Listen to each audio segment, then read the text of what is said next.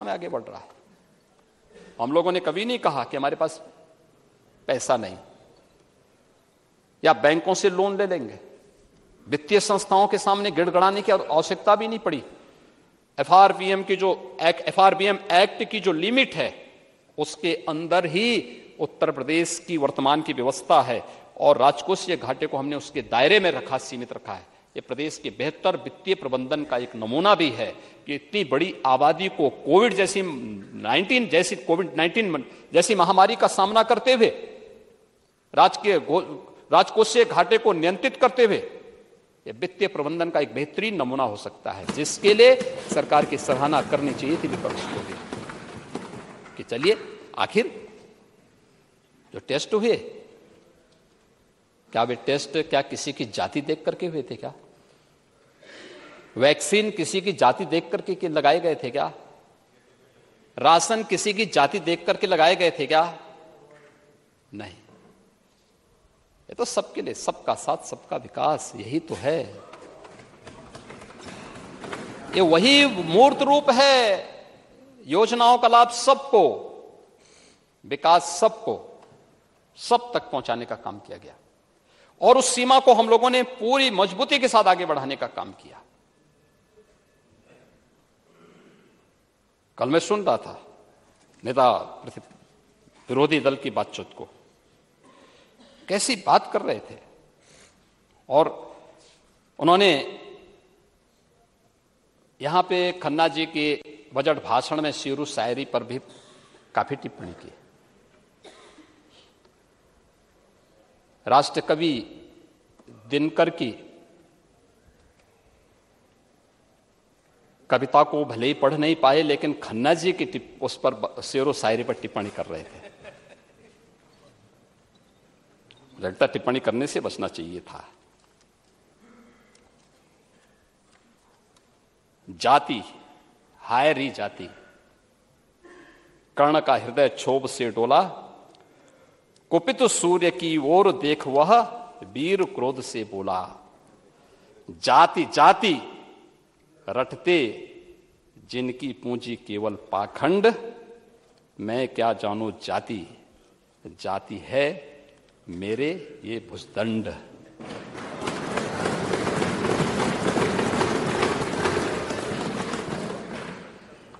महोदय, कल मैं देख रहा था, पूरे टेलीविजन रंगे हुए थे प्रयागराज की घटना को लेकर के।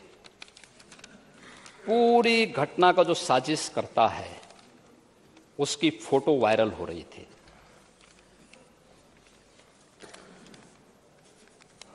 साजिशकर्ता की फोटो वायरल हो रही थी कल, और कोई उससे भाग भी नहीं सकता है। लोग कहें कि साहब सोशल मीडिया का जमाना है, लोग कुछ कर लेंगे। अरे हाथ मिला रहे हैं, पीछे आपकी पार्टी का सिंबल लगा हुआ है और तब भी आप उससे मुंह मोड़ने का प्रयास कर रहे हैं।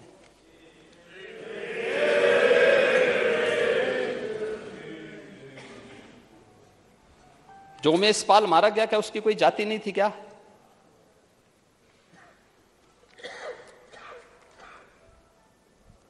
संदीप निषाद जो हमारा कांस्टेबल मारा गया, क्या उसकी कोई जाति नहीं थी? क्या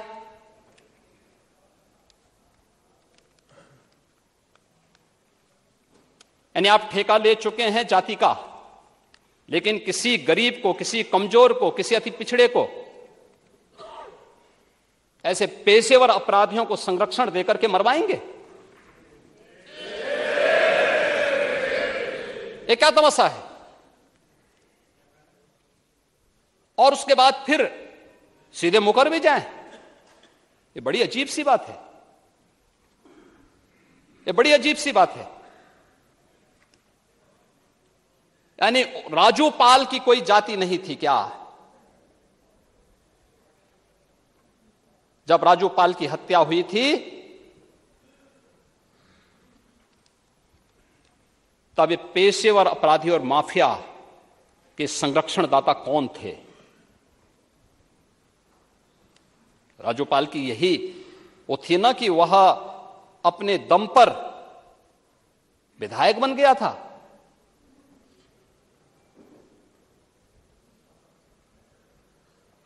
आप जाति जाति की बात करते हैं। मैंने इसी बात को पिछली बार भी कहा था, जब हम विकास की बात करते हैं तो आप जाति का मुद्दा लेके आते हैं, हम गरीब कल्याण की बात करते हैं तो आप जाति के मुद्दे को लेकर के आते हैं, हम प्रदेश के इंफ्रास्ट्रक्चर को बढ़ाने की बात करते हैं तो आप जाति की बात करते हैं। जहां उत्तर प्रदेश की अर्थव्यवस्था को $1 ट्रिलियन की इकोनॉमी बनाने की बात करते हैं, हंसते हैं, अरे साहब 1 ट्रिलियन कैसे हो पाएगा। यूपी, अरे आपने जहां छोड़ा था आज उससे आगे बढ़ चुके हैं, यात्रा बहुत आगे बढ़ चुकी है जी, आज उससे बहुत आगे बढ़ चुकी है। और हम लोग तो इस बात को मानते हैं कि है कौन विघ्न ऐसा जग में टिक सके वीर नर के मग में, खम ठोक ठिलता है जब नर पर्वत के जाते पांव उखड़, मानो जब जोर लगाता है पत्थर पानी बन जाता है।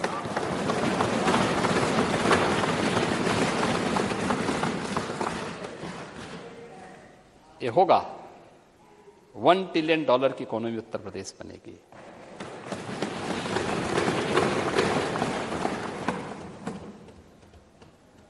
और जरूर बनेगी, इसमें कोई संदेह नहीं होना चाहिए किसी को भी। लेकिन मुद्दे को भटकाने का प्रयास कैसे होता है महोदय, एक और नमूना वह है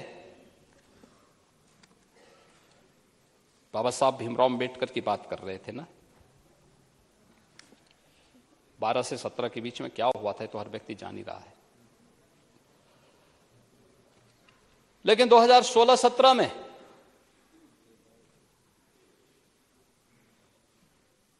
अनुसूचित जाति और जनजाति के जो बच्चे थे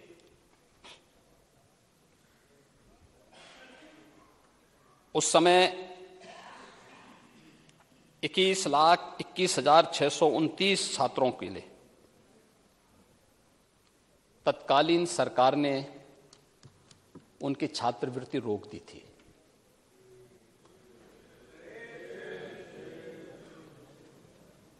स्कॉलरशिप रोक दी थी। और जब हमारी सरकार आई मार्च 17 में, तो पिछली और उस वर्ष की स्कॉलरशिप फिर हमारी सरकार ने एक साथ देने का काम किया था। क्या गलती थी उन बच्चों की? इसमें तो भारत सरकार देती है पूरा पैसा। लेकिन बहुत सारी जैसे योजनाओं में, अभी मैं विभिन्न सेक्टर्स में आऊंगा, और यही लोग जो दलितों का, वंचितों का, गरीबों का, कमजोरों का, निधि, गरीब, कमजोर, वंचित, पिछड़े, इन सब के हक पर पूरी तरह डकैती डालने का काम करते थे, वही जब कुछ नहीं चलता है तो फिर जाति जाति जाति ये सब चलाने लगते हैं। मोदी, ये बड़ी विचित्र सी स्थिति है। कोई मुद्दा ना मिले तो उसी को फिर उठा करके और फिर समाज के ध्यान को हटाने का प्रयास होता है। विकास से के मुद्दे से, डेवलपमेंट के मुद्दे से, निवेश के मुद्दे से जनता के ध्यान को हटाने का प्रयास होता है। और यही तो हो रहा है, यही करने का प्रयास हुआ। महोदय, प्रदेश के अंदर वित्तीय प्रबंधन का और नमूना मैं देता हूं। 2016-17 में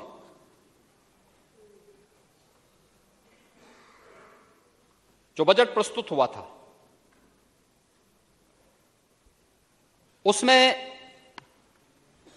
राज्य का जो अपने रेवेन्यू थे, कुल सोर्स थे, उसमें से केवल 33% का ही उपयोग हो पाया, यानी 33% ही उसमें योगदान कर रहा था।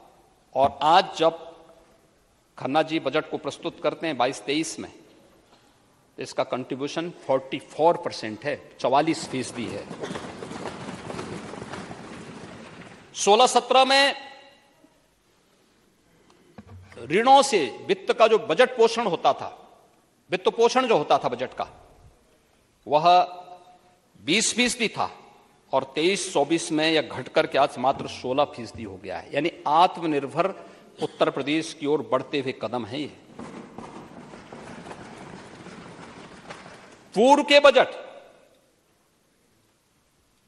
पहले पूर्व के बजट के लिए ही 8%, यानी बजट में 8% जो राशि थी वह तो ऋणों के ही ब्याज में चुकता हो जाती थी। आज घटकर के लगभग 6.5% पर आया है। 22-23 में 6.5 पर आ गया है। इसको और कम करने का प्रयास हो रहा है। बजट का दायरा बढ़ा है, हम उसको कम करने का प्रयास कर रहे हैं। और महोदय, जो प्रदेश के अंदर इंफ्रास्ट्रक्चर और रोजगार से जुड़ा हुआ जो सेक्टर है, अगर हम 16-17 की तुलना में देखें तो यह दुगने से अधिक बढ़ा है। आज 1,56,000 करोड़ रुपए की राशि केवल, यानी 1,47,000 करोड़ रुपए की राशि प्रदेश के अंदर कैपिटल एक्सपेंडिचर पर ही खर्च होगा। एक बड़ी राशि है, पहले की तुलना में दुगने से अधिक राशि है। और प्रदेश के अंदर निर्यात, कल कह रहे थे नेता विरोधी दल कि ओडीओपी क्या हो गया। ये वन डिस्ट्रिक्ट वन प्रोडक्ट है, जिसने यहां की परंपरागत उत्पाद को, एमएसएमई को एक नया जीवन दिया है। और एमएसएमई को नया जीवन देने का परिणाम है कि उत्तर प्रदेश एक्सपोर्ट का एक हब बना है। आज उत्तर प्रदेश 16-17 की तुलना में दुगने से अधिक एक्सपोर्ट कर रहा है। 1,56,000 करोड़ रुपए से अधिक का एक्सपोर्ट हमारा केवल 21-22 में ही पहुंच चुका है। लेकिन ये सच है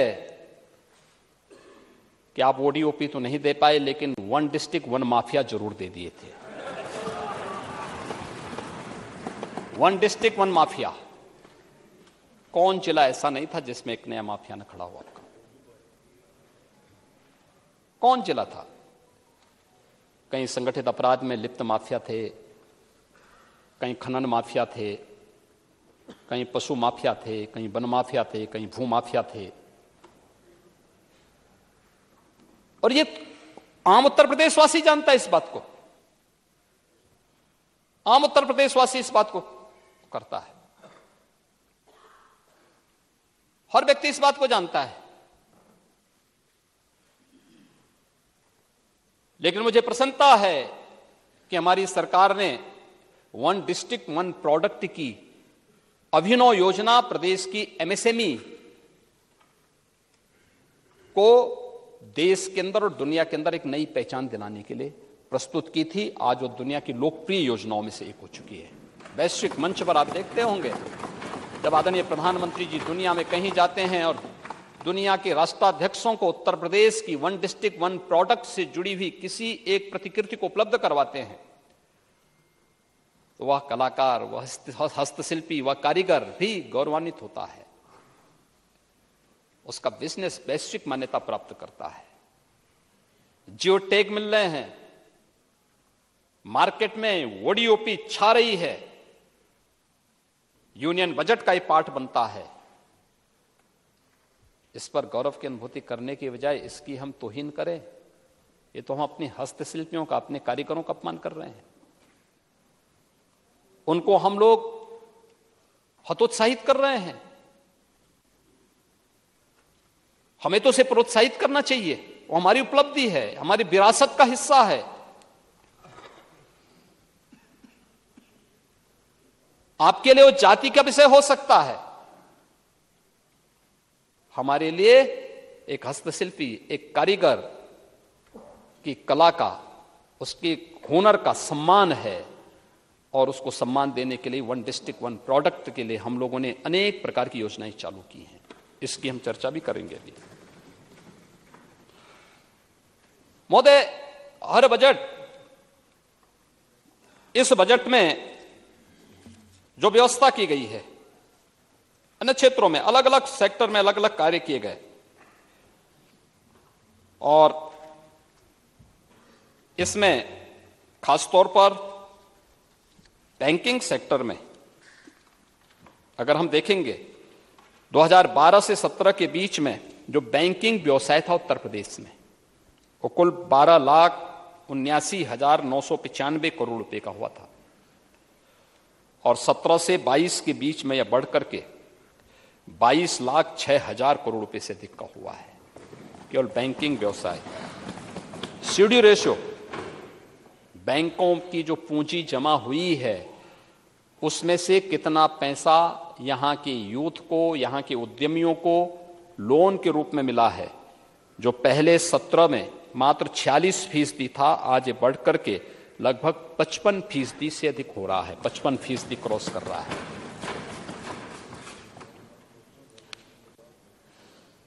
महोदय, 17 से 22 के बीच में